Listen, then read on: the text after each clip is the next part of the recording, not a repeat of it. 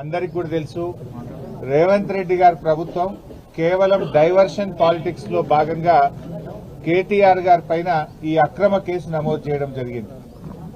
ముఖ్యంగా రైతు బంధు విషయంలో వానకాలం రైతు బంధు ఎగ్గొట్టి యాసంగి పంటకు కూడా చెప్పిన 15,000 కాకుండా కేవలం 6,000 రూపాయలు ఇస్తామని చెప్పి ప్రజల్లో తీవ్రమైన వ్యతిరేకతను ప్రభుత్వం ఎదుర్కొంటా ఉంది. ఏడాది పాలన తర్వాత అన్ని సర్వే రిపోర్ట్లలో కూడా ఈ ముఖ్యమంత్రి ఫెయిల్యూర్ సీఎం అని, ఈ ప్రభుత్వం ఫెయిల్ అయిందని చెప్పి ఈ రాష్ట్రంలో వచ్చిన అన్ని సర్వే రిపోర్ట్లు కూడా తెలియజేస్తా ఉన్నాయి. సో ఈ క్రమంలో మా అక్రమ కేసు పెట్టి ప్రజల యొక్క దృష్టిని మరల్చాలని ఒక డైవర్షన్ పాలిటిక్స్ కు రేవంత్ రెడ్డి గారు పాల్పడతా ఉన్నారు. మాకు తెలుసు రేవంత్ రెడ్డి గారు ఇలాంటి ఇంకా అక్రమ కేసులు చాలా పెడతారని, ఇంకా మాలాంటి చాలా మంది నాయకుల మీద కూడా ఇలాంటి అక్రమ కేసులు ఆయన పెడతాడని. వీటన్నిటినీ ఎదుర్కోవడానికి మేము సిద్ధంగా ఉన్నాం. మాకు తెలంగాణ ప్రజలు ముఖ్యం, ఈ రాష్ట్రం ముఖ్యం. ఎన్నో పోరాటాలతోని త్యాగాలతోని తెలంగాణ తెచ్చుకున్నాం. తెలంగాణ బాగుండడం, తెలంగాణ అభివృద్ది చెందడం, తెలంగాణ ప్రజల సంక్షేమం బీఆర్ఎస్ పార్టీకి అత్యంత ముఖ్యమైనది.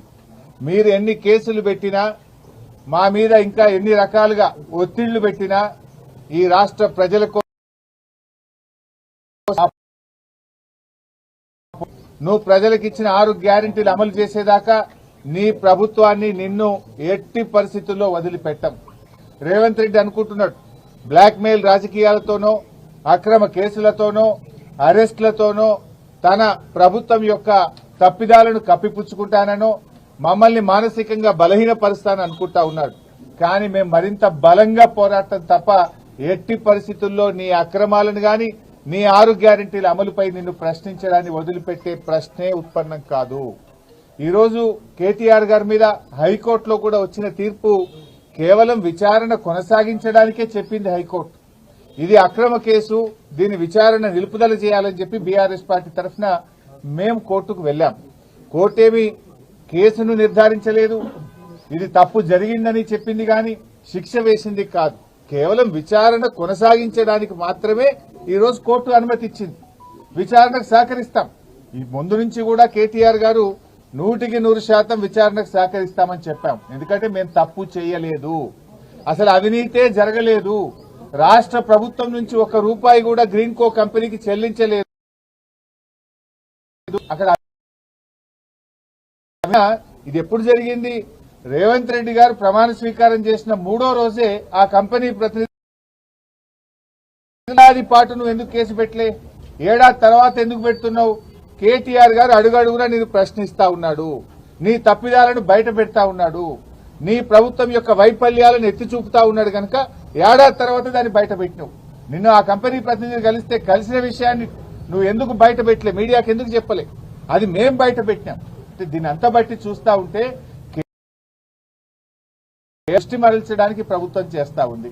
నిన్నగాక మొన్న ప్రభుత్వం చేతులెత్తింది కదా. ఇవాళ రైతుల విషయంలో మేము రైతు భరోసా సాగు భూములకే ఇస్తాం, 6,000 ఇస్తాం అని ప్రజలను మోసం చేసింది. మీరు ఆ ప్రజల్లో ఆ చర్చ జరిగి ప్రభుత్వం మీద వ్యతిరేకత రాకుండా ఉండడానికి ఇలాంటి డైవర్షన్ పాలిటిక్స్. బట్ అయినా కూడా మాకు న్యాయస్థానాల మీద గౌరవం ఉంది, చట్టం మీద గౌరవం ఉంది. తప్పకుండా మేము అన్ని రకాలుగా దీనికి సహకరిస్తాం. సరే, ఫర్దర్ గా సుప్రీంకోర్టు అనే దాని మీద మా న్యాయవాదులు ఇచ్చేటువంటి సలహా మేరకు మేము ముందుకు వెళ్తాం. బట్ మొన్న కూడా మీరు చూశారు, కేటీఆర్ గారు ఏసీబీ ఆఫీస్ కు వెళ్లారు. ఎక్కడ కూడా ఎక్స్టెన్షన్ అడగలే, మేము టైం కూడా అడగలేదు. వాళ్ళు నోటీస్ ఇస్తే మేము వెళ్ళాం. ఎందుకంటే తప్పు చేయలేదు కనుకనే ధైర్యంగా విచారణకు పిలిచారు. తప్పకుండా వెళ్తాం. ఎట్టి పరిస్థితుల్లో విచారణకు మేము వెనుక వెళ్ళట్లేదు. కాకపోతే ఈ ప్రభుత్వం తీరు బాగలేదు కనుక న్యాయవాదులతో నేను వెళ్తాననే కేటీఆర్ గారు అన్నారు తప్ప దాదాపు 45 నిమిషాలు విచారణకు వెళ్లడానికి రోడ్డు మీద నిలబెట్టినా కూడా ఓపిక్గా కేటీఆర్ గారు ఏసీబీ ఆఫీస్ ముందు నిలబడ్డారు. దట్ మీన్స్ మేమేం తప్పించుకోవాలని కాదు, ఎందుకంటే మాకు తప్పు చేయలేదు అనేటువంటి పూర్తి నమ్మకం మాకుంది.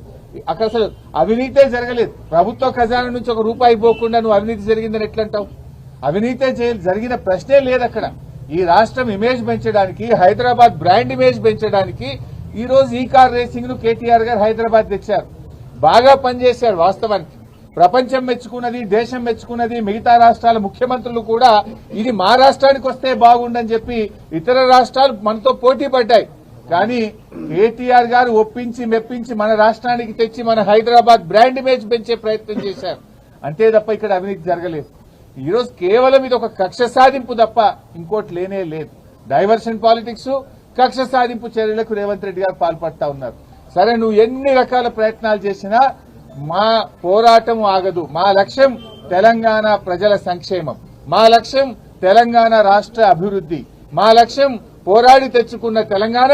కేసీఆర్ గారు 10 ఏళ్ల కాలంలో అనేక రంగాల్లో ఈ రాష్ట్రాన్ని అగ్రభాగాన్ని నిలబెట్టారు. అది కొనసాగింపే మా లక్ష్యం. మేము అధికారంలో ఉన్నా ప్రతిపక్షంలో ఉన్నా మాది తెలంగాణ ప్రజల పక్షం. ఆ తెలంగాణ ప్రజల పక్షాన మేము నిరంతరం పోరాటం చేస్తాం. ఇవాళ రేవంత్ రెడ్డి గారు ఇలాంటి కేసులు ఇంకా కూడా పెట్టొచ్చు, కానీ మేమెవరం కూడా అధైర్యపడే ప్రశ్నే లేదు.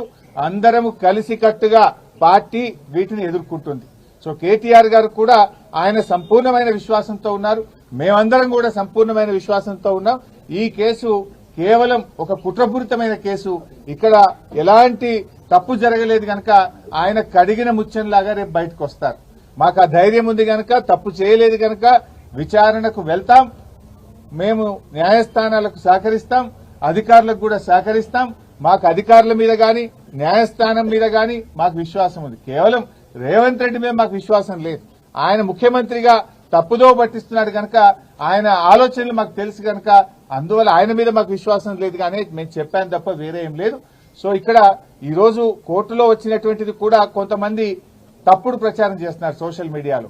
ఏదో శిక్ష పడ్డదనో, అసలు కేసే ఓడిపోయిందనో, ఏదో తప్పు జరిగిందనే విధంగా కొంతమంది సోషల్ మీడియాలో కొంతమంది కాంగ్రెస్ పార్టీ నాయకులు పిచ్చి కూతలు కూస్తా ఉన్నారు. ఇక్కడ చెప్పదలుచుకుంది ఏంటంటే అసలు విచారణే ప్రారంభం కాలేదు.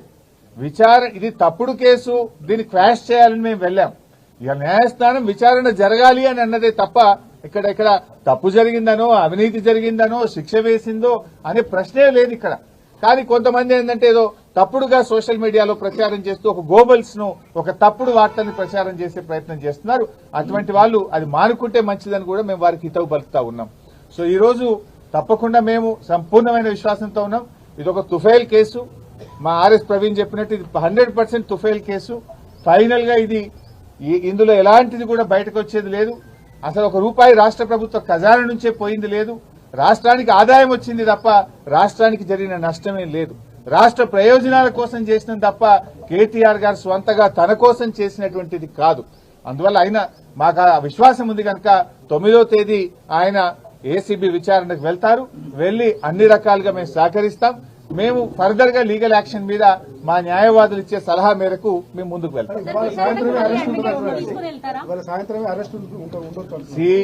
ఏముంటది అంటే దానికి ఏం భయపడతాం. ఇవాళ చేస్తాడా, రేపు చేస్తాడా, ఈ అక్రమ అరెస్టులకు మేము భయపడేటోళ్ళం కాదు. ఇదేం మాకు కొత్త కాదు కదా. సమైక్య రాష్ట్రంలో తెలంగాణ ఉద్యమంలో ఆంధ్ర పాలకుల మీద చిచ్చర పిడుగులాగా పోరాడినటువంటి చరిత్ర బీఆర్ఎస్ పార్టీకి ఉన్నది. గతంలోనే మేము అరెస్ట్ అయినాం. తెలంగాణ కోసం పోరాటంలో కేటీఆర్ గారు అరెస్ట్ అయ్యి వరంగల్ జైల్లో పడ్డారు. మా నాయకులందరూ కూడా అరెస్ట్ అయ్యి జైళ్లలో పడ్డారు. ఏం జరిగింది? తెలంగాణ రాష్ట్రం వచ్చింది. ఈ రాష్ట్రానికి మేలు జరిగింది. ఇవాళ రేవంత్ రెడ్డి గారు మీరు అన్నట్టు ఇవాళ అరెస్ట్ చేస్తాడా, రేపు అరెస్ట్ ఆయన ఇష్టం. చేస్తే చేయని, ఇది అక్రమ అరెస్టు. మాకు న్యాయస్థానాల మీద నమ్మకం ఉంది. దానికి మేము భయపడం. తప్పకుండా లీగల్ గా ముందుకు పోతాం. 9వ తేదీ వాళ్ళు నోటీస్ ఇచ్చారు. డెఫినెట్ గా 9th నాడు కేటీఆర్ గారు మేము హాజరవుతాం. మొన్న కూడా హాజరయ్యారు కదా. 45 నిమిషాలు రోడ్డు మీద నిలబెట్టినా కూడా ఓపిగ్గా నిలబడి నేను విచారణకు వెళ్తాను అనంటే కూడా వాళ్ళు విచారణకు లోపలికి తీసుకోకుండా రోడ్డు మీదనే లెటర్ తీసుకొని మాకు రిసీవ్డ్ కాపీ ఇచ్చారు. అడ్వకేట్ విషయంలో ఏం చేయాలి అనేది చూడాలి. గతంలో there are lot of presidencies. Rahul Gandhi గారు ఈడీ ఆఫీస్కి పోతే వెంట అడ్వకేట్లు వెళ్ళలేదా? గతంలో అడ్వకేట్లు వెళ్ళలేదా? అడ్వకేట్లు వెళ్తే తప్పేంటి సార్? అది ఎలా చేయాలి, ఏం చేయాలి అనే విషయాన్ని మా లీగల్ టీమ్ తో డిస్కస్ చేస్తాం. Whatever the legal team advises we will follow them.